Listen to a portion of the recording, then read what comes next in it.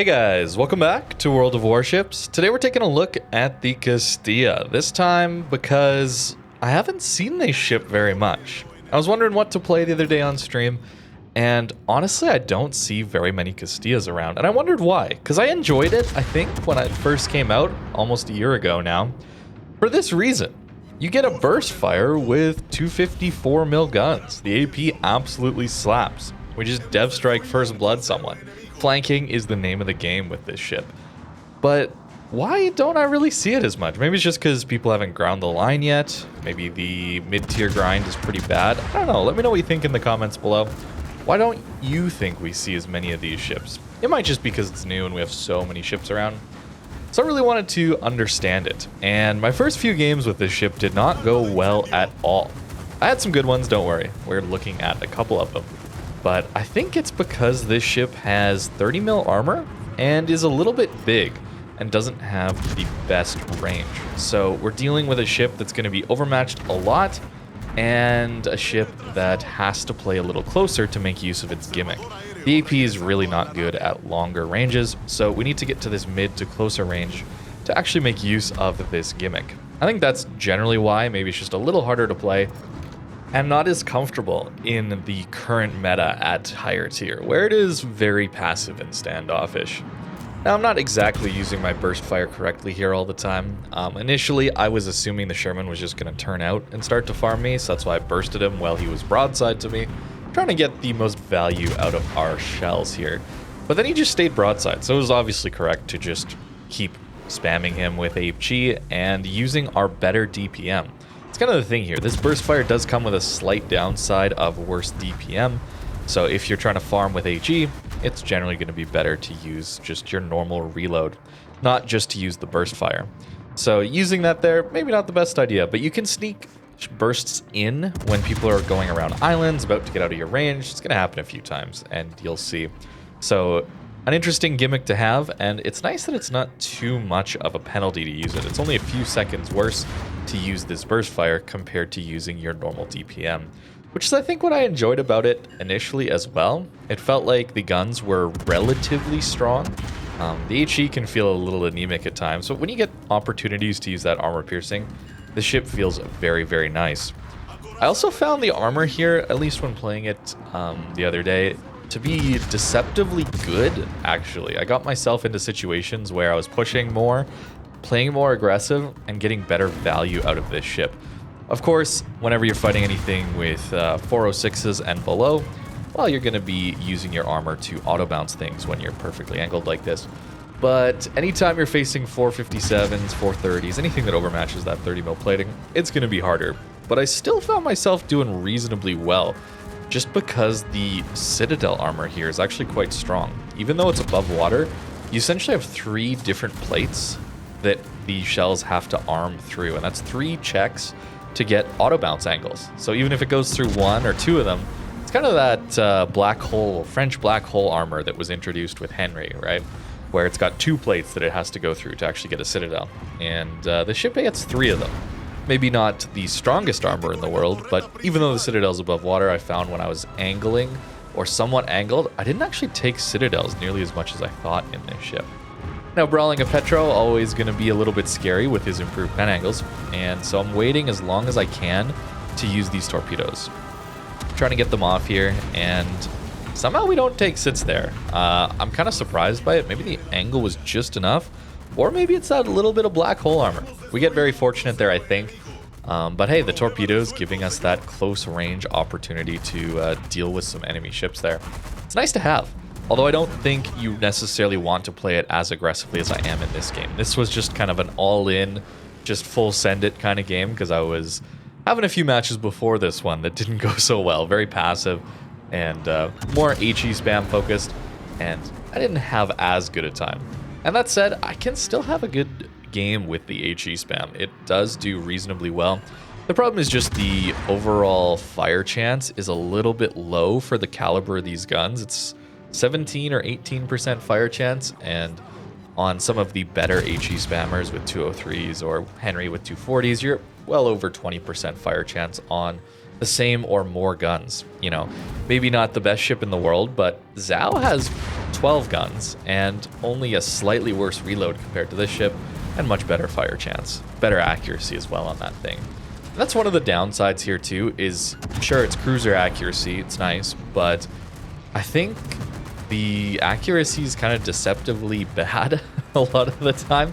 In the next game, I've got a couple examples where it just feels like maybe it's just lock-on bugs, actually, now that I'm thinking back to it, where it's just the way the game, the bugs, the issues with this aiming system that affect battleships so much. Well, anytime you're focused on AP, you're going to notice it even with cruisers. And that's what leads me to believe it's bugs, because there's times where it feels like the accuracy is just amazing. But then you get these weird ones where it almost feels like, yeah, unlock dispersion. You know, I said I was pushing in rather recklessly this game, and we continue to do that. Pushing into a carrier is never a good idea, and especially one that is focused on dealing with you in particular, at least towards the end of this game. So we are going to go down. Unfortunately, my angle here is not quite good enough to continue getting those citadels. We don't have a battleship in the middle of the map to deal with that Hakuryu, since he's broadside to the middle. Not to where we are, not to where that enemy, or our friendly Yamato just died either. So we will go down, unfortunately. Trying one last burst salvo, and then I think these torps kill me, but difficult to deal with carriers as well in this ship. I don't think the AA was all that good either. And look at that drop. He dropped kind of parallel with me, and then the RNG of that spread sent that torp towards me. Kind of crazy, actually. It didn't arm, but kind of nuts how carriers are, man. Not a huge fan. Really looking forward to the change. It's got to be better than what we currently have, right? Flashback to me saying that in 2018 when they swapped from RTS to what they currently have. I hope it's not that all over again. Anyways, on to the next game. Marseille, stuck on this island here, and this is where I kind of felt like the HE was kind of nuts here. We're getting pretty good damage and fires in on this guy. I was kind of disappointed with this ship initially, and this was really my first good match in it as far as damage goes. And 5,500 damage and a fire, that's strong. That's really strong. So it makes me think that this ship does need to play at closer ranges. And maybe that's why. I think maybe this ship is not played as much, because you want to be that mid-range flanking cruiser. And the game doesn't exactly support that at the moment. Whether it's carrier spotting, keeping you out, spotting you for those long-range battleships with overmatch to shoot at you. Oh, here, by the way, is a great example of odd dispersion. Maybe I overlet it, but certainly that last salvo, the second part of that burst, it kind of just lands all around him. Going back and kind of slow-mo or like slowly looking through that frame by frame, I think maybe I overlet it slightly, at least initially, but I kind of corrected that for the second burst. I don't know. It seems like unlocked dispersion, because our next salvo where I don't burst, then we land 8 out of 9. Like, I think it's got to be just bugs. This game is old. It's running on an old engine. They haven't updated the engine. Back in the day when this game was made, it was already running on a very old engine. I think it's that original... I don't actually know, but my guess is it's the original engine that they designed World of Tanks on, and Tanks has been on a different engine for a very long time. Ships probably just doesn't have the player base nor the revenue to support actually porting it over to that newer updated engine. Unfortunate, but I don't know. I'm not a technical guy on the, game development front, so I don't actually know, but that's kind of just a guess is the reason that some of these bugs exist. Surely they would want to fix those things, right? There's no way they would just leave them in, right? Those things, if they were easily fixable outside of just a whole game engine swap, right?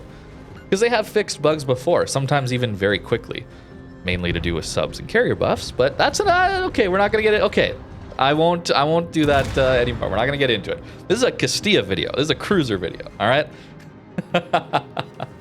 AP into the broadside Mecklenburg here. Our team is unfortunately not doing so great in this game. Just lost a couple more ships, and we're going to be kiting. I wanted to include these two games both, just to show off, initially, how good this ship can be if you're allowed to push in, get those flanks going, right?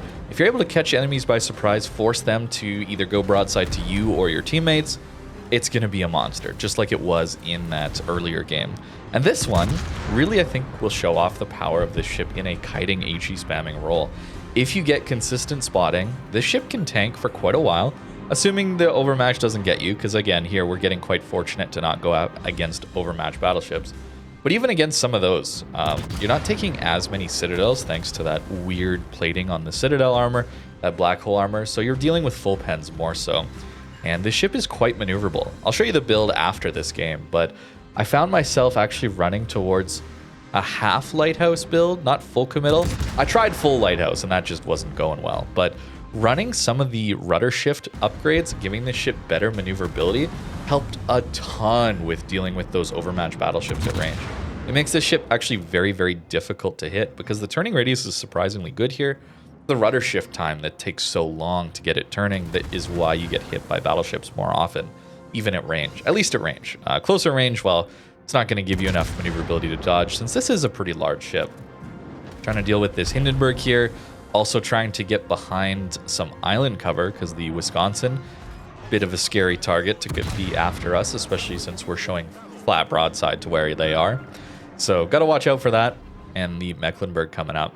Running away is the best option against a submarine, so that's what we're going to do here as well. All the reasons why we're just kiting away. But over 2 million potential damage here, 160k, and not bursting. Really trying to just use our DPM, trying to maximize that as much as I can. The burst fire is great as an option, and that's what makes it so good or interesting, I think. You don't have to use it, but it's there to give you an advantage in the situations where you should be bursting, whether it's somebody about to leave your gun range or about to go behind an island, or in some cases, I think, against destroyers. I don't know why that Dalarna and that Sherman in the earlier game, Dalarna in this game, I guess the Dalarna was trying to kill the sub. That makes more sense. But the Sherman, I don't know why he just sat broadside to me. And that's why I bursted, because typically you're going to get your best value out of your HE shells when you can guarantee hits on the hull. And the best way to do that is when they're broadside to you. So sacrifice a bit of DPM for that, I think is all right. But then if they don't angle, then it's just like, well, I lost DPM for nothing. So the burst certainly is where I think the skill ceiling is. That and playing closer, flanking, that kind of thing without dying is going to be the harder parts with this ship.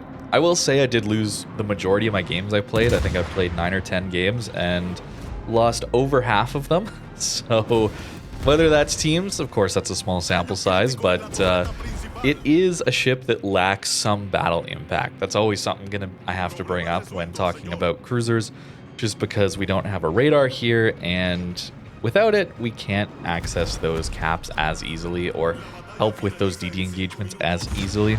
And with this ship we also don't necessarily have a smoke to push in with or apply consistent pressure to a cap, especially when there's those overmatched battleships. It makes it very, very difficult to stay close to caps without dying too quickly.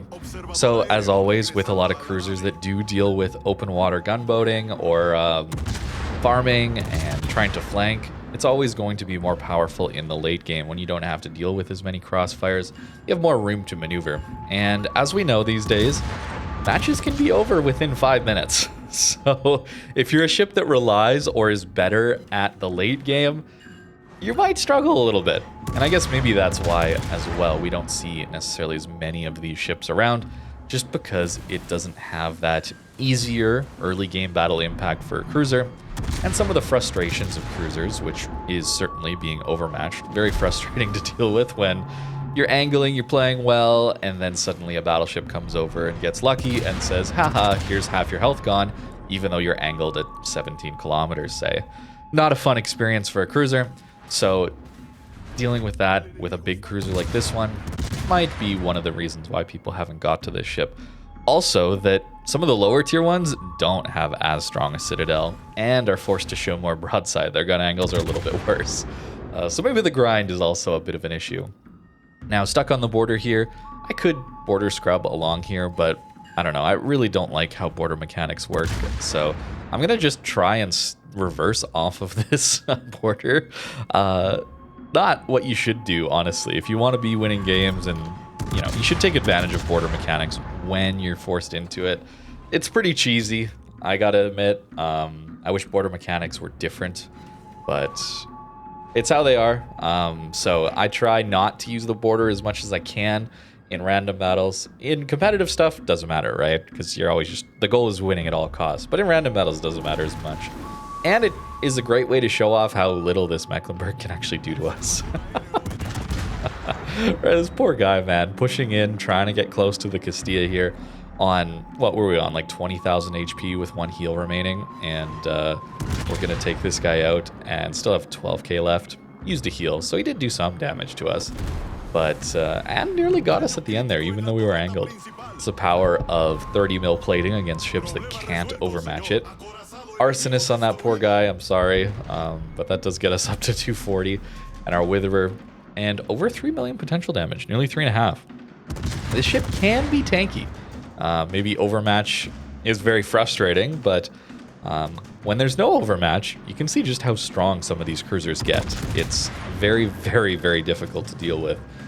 Especially, you know, you got to play well too, but it's very difficult to deal with that if you don't have the overmatch as a battleship. So it's a hard problem.